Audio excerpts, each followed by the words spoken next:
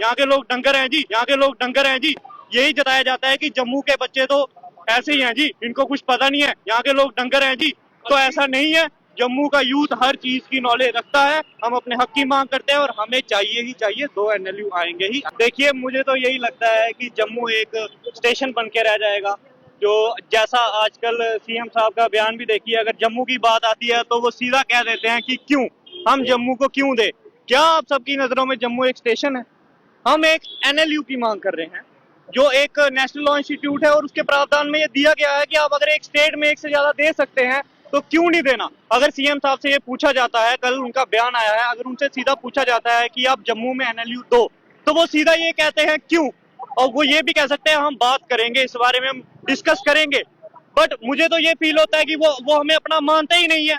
हमें शुरू से यही फील होता आ रहा है कि हमारे साथ डिस्क्रिमिनेशन हो रहा है। आप शुरू से देख लीजिए कि सबसे पहले जो कि कश्मीर यूनिवर्सिटी बनती है 1959 में, फिर जम्मू यूनिवर्सिटी यहाँ पे बनती है, और उसमें भी हमारे काफी बच्चों ने शहीदी दी है, उसमें 3 दिन की छुट्टी मनाई जाती है। फिर GMC पहले कश्मीर में बनता है, फिर जम्मू में बनता है। स्कॉश पहले कश्मीर में बनता है, फिर जम्मू में बनता है।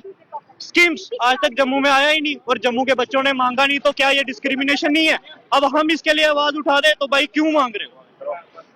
अब वहां पे निफ्ट है, वहां पे होटल मैनेजमेंट का इंस्टीट्यूट है, हमने तो कुछ नहीं बोला। अगर हम अपने लिए एक NLU की मांग कर लें, वो भी हम ये नहीं कह रहे कि सिर्फ हमें दो, हम तो कह रहे हैं कश्मीर को भी दो, तो वो डिस्क्रिमिनेशन हो गया। और अब्दुल्ला साहब ने कहा कि जम्मू के पास जी IIT भी है, IIM भी है, हम तो तब नहीं बोले। IIT एक नेशनल इंस्टीट्यूट है, हमें इसलिए मिला क्योंकि कश्मीर में पहले से NIT था, और वो हमें सेंटर ने दिया। पहले से जब वहाँ पे नेशनल इंस्टीट्यूट है तो वो यहीं पे बनेगा ना।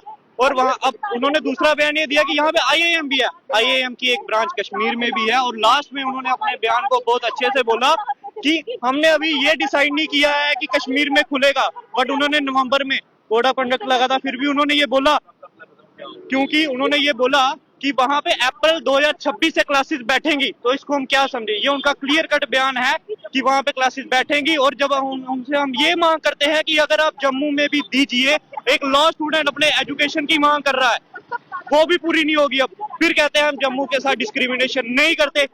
मुझे तो यही फील हो रहा है कि वो हमें अपना मानते ही नहीं है, हम तो उनको अपना मानते हैं।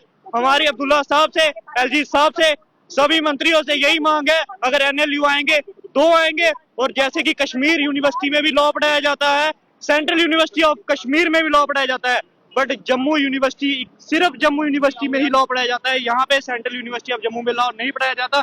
सेंट्रल यूनिवर्सिटी ऑफ जम्मू में भी लॉ पढ़ाया जाए, और NLU आएंगे तो 2 आएंगे।